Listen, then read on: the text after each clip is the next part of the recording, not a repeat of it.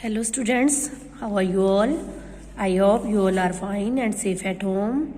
Welcome all of you in Hindi class.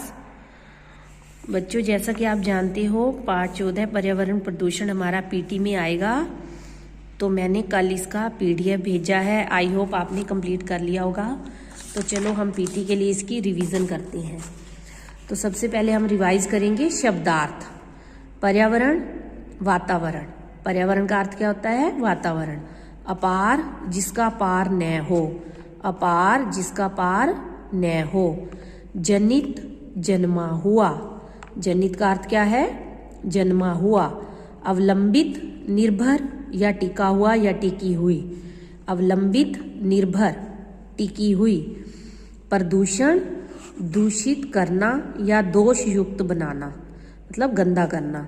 प्रदूषण, दूषित करना या दोष युक्त बनाना। असंतुलन, भार या महत्व में असमानता, मतलब जितनी हमें चाहिए वो चीज़ अगर बैलेंस से बाहर हो जाए, भार या महत्व में असमानता हो जाए तो उसको बोलते हैं असंतुलन। घातक, मार डालने वाला। घातक, मार डालने वाला। रंध्र, छेद। रंध्र, छेद। स्वार्थ, अपना हित। स्वार्थ, अपना हित। विकार, दोष। विकार, दोष। संकल्प, पक्का इरादा। संकल्प, पक्का इरादा। अवशिष्ट, बचा हुआ या बाकी। अवशिष्ट, बचा हुआ या बाकी। विसर्जित, विसर्जन किया गया। विसर्जित, विसर्जन किया गया। पर्याप्त, काफी या यथेष्ट, सफिशिएंट जिसको आप इंग्लिश में बोलते हो। पर्याप्त, काफी या यथेष्ट। उसके बाद निम्नलिखित प्रश्नों के उत्तर दीजिए। आज हम किस समस्या से परेशान हैं? पर्यावरण प्रदूषण की। आज हम किस समस्या से परेशान हैं? पर्यावरण प्रदूषण की। पेड़ पौधे हमारे लिए क्या उपलब्ध कराते हैं? ऑक्सीजन। पेड़ पौधे हमारे लिए क्या उपलब्ध कराते हैं? ऑक्सीजन। सांस संबंधी रोगों का मुख्य कारण क्या है? वायु प्रदूषण। जो सांस संबंधी रोगों का मेन कारण, मेन रीजन क्या है? मुख्य कारण क्या है? वायु प्रदूषण। सही उत्तर के सामने सही लगाइए। मैग्नीशियम सल्फेट युक्त जल पीने से क्या होता है? जिस जल में मैग्नीशियम सल्फेट मिला होता है, अगर हम वो वाला पानी पी लेते हैं तो क्या होता है? आंतों में जलन होती है। आंतों में जलन होती है। रासायनिक उर्वरकों की वजह से कौन सा प्रदूषण बढ़ रहा है? जो रासायनिक उर्वरक यूज किए जाते हैं भूमि के लिए, तो उससे क्या होता है? भूमि प्रदूषण होता है। उसके बाद प्रश्न 3 है, निम्नलिखित पंक्तियों का अर्थ अपने शब्दों में लिखिए। पंक्ति दी हुई है हमें, प्राकृतिक संतुलन को बिगाड़ने में मनुष्य की बहुत बड़ी सहभागिता रही है। इसका अर्थ क्या है? प्रकृति को असंतुलित करने में मनुष्य का बहुत बड़ा योगदान है। इस पंक्ति का क्या अर्थ है? भाव क्या है?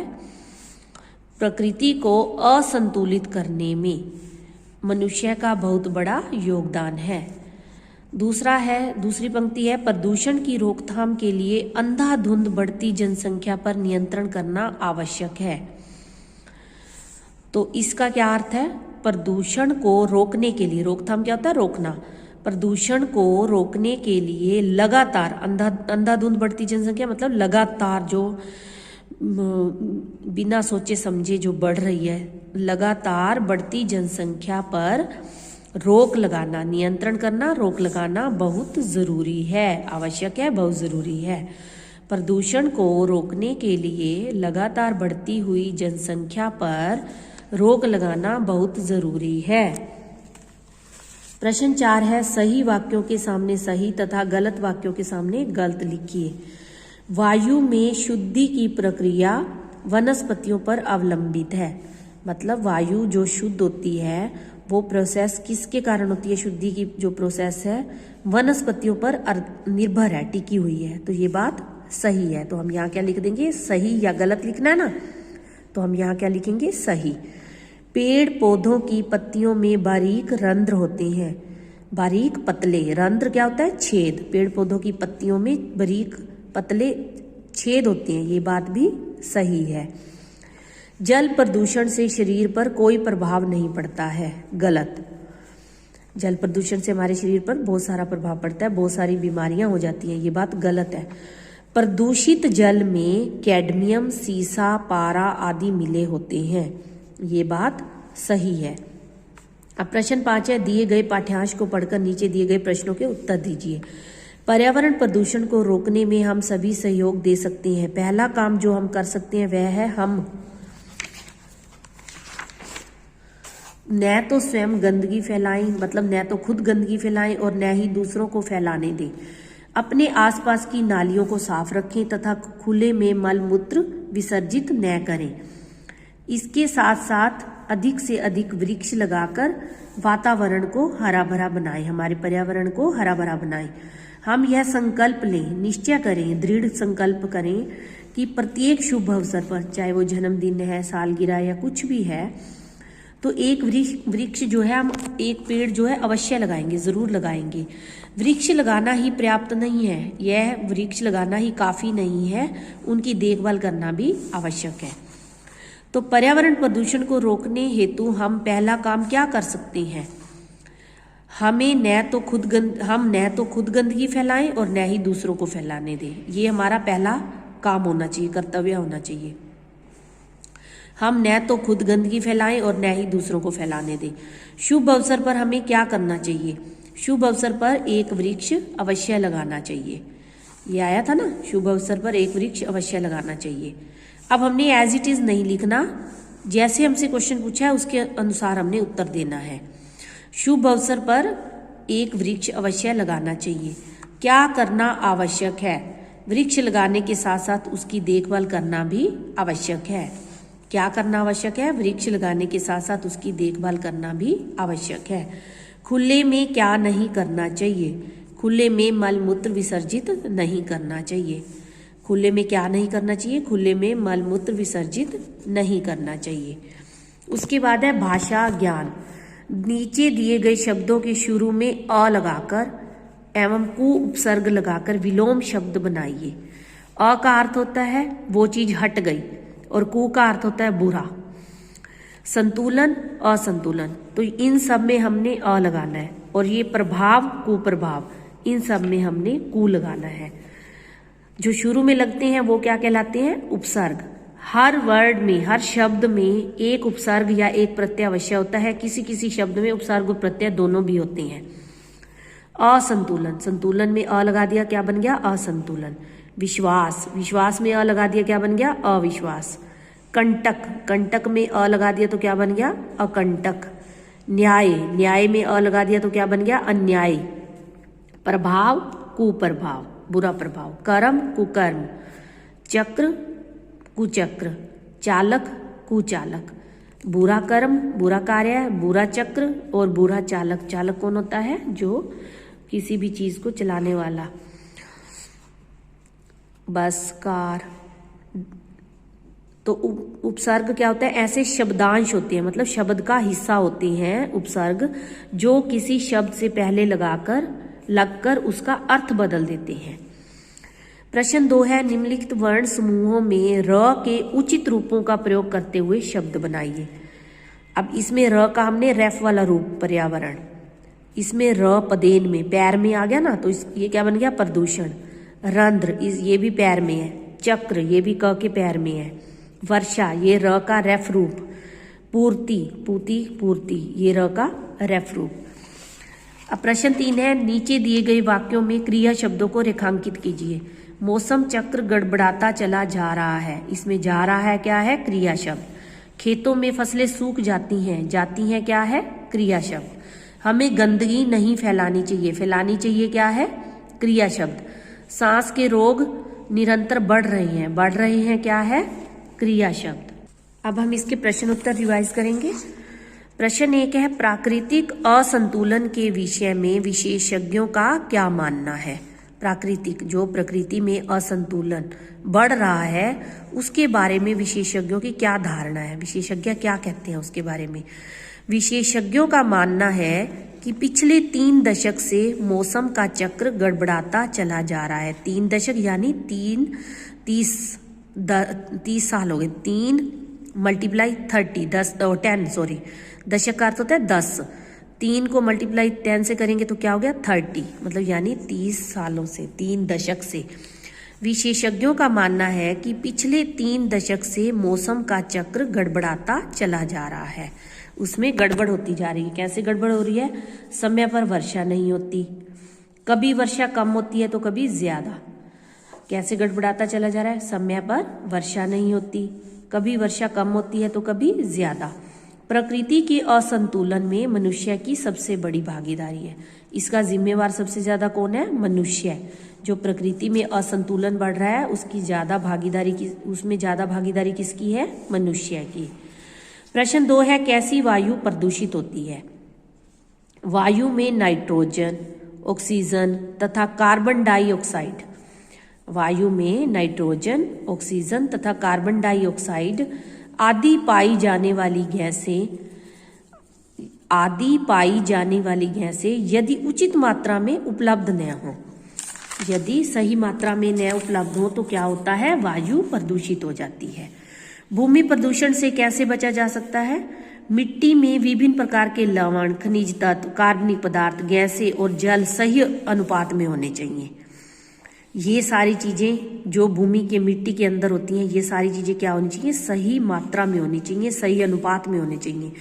रासायनिक उर्वरक जो हम खेतों में प्रयोग करते हैं फसलों के लिए, रासायनिक उर्वरक तथा कीटनाशक, मतलब कीड़े मकोड़ों को मारने के लिए हम कीटनाशक दवाइयां प्रयोग में लाते हैं ना फसलों में, तो उनका प्रयोग जो है अधिक नहीं करना चाहिए।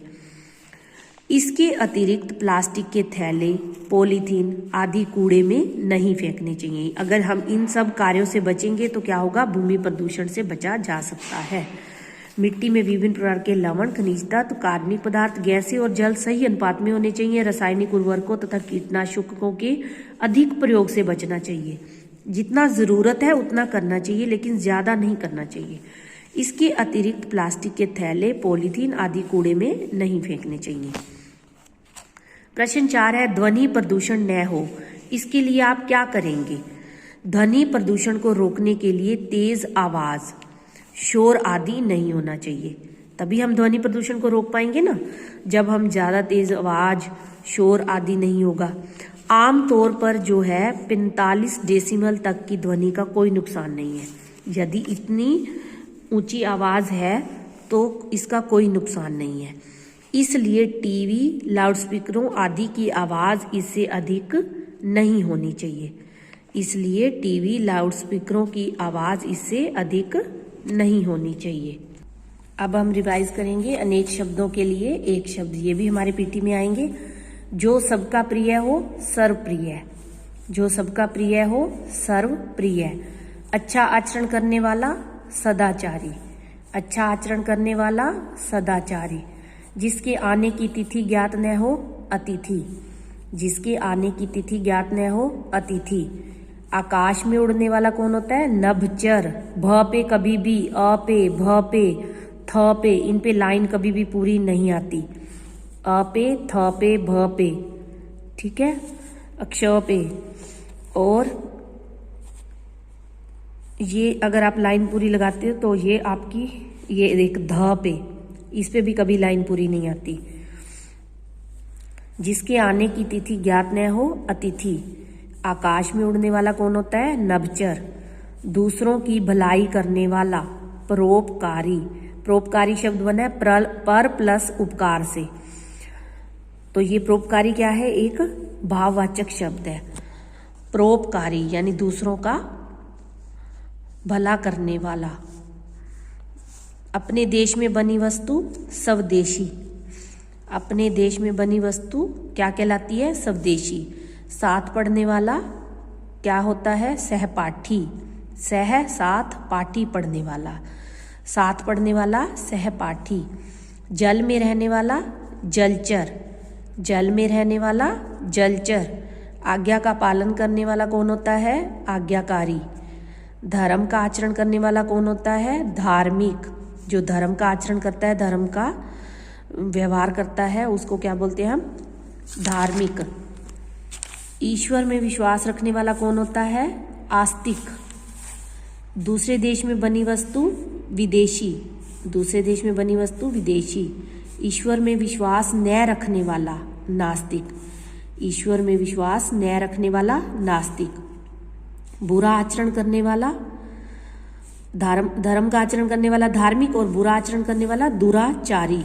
बुरा आचरण करने वाला दुराचारी। जिसका कोई आरंभ न हो, मतलब जिसकी कोई शुरुआत न हो, उसको क्या बोलते हैं हम? अनादि। गांव में रहने वाला ग्रामीण। गांव में रहने वाला ग्रामीण। जो अनुकरण करने योग्य हो। जो अनुकरण करने योग्य हो, अनुकरणीय। जिसका कोई अर्थ हो, सार्थक। जिसका कोई अर्थ हो, सार्थक। जिसका कोई आकार न हो, निराकार। जिसका कोई आकार न हो, निराकार। जिसका कोई आकार हो, साकार। निराकार मतलब निराकार, दो शब्दों से मिलकर बना है निराकार। निर यानी बिना आकार, बिना आकार के, कोई आकार न हो। स प्लस आकार, दो शब्दों से मिलकर बना है साकार। स प्लस आकार, आकार सहित, यानी जिसका कोई आकार हो। जिसका कोई अर्थ न हो, निरर्थक। निरर्थक मतलब बिना अर्थ के, जिसका कोई अर्थ न हो। सार्थक, सब अर्थक मतलब अर्थ सहित। जो दूर की सोचे, दूरदर्शी। जो दूर की सोचे, दूरदर्शी। जिसके समान कोई दूसरा न हो, अद्वितीय। जिसके समान कोई, जिसके बराबर, समान क्या होता है? बराबर। जिसके जैसा मतलब कोई दूसरा न हो, उसको क्या बोलते हैं हम? अद्वितीय। शहर में रहने वाला शहरी। महीने में एक बार होने वाला मासिक। तो बच्चों आपने भी अच्छे से पीटी के लिए रिवीजन करनी है। बाकी जो सिलेबस है वो हम नेक्स्ट वीडियो में रिवाइज करेंगे। Okay, take care.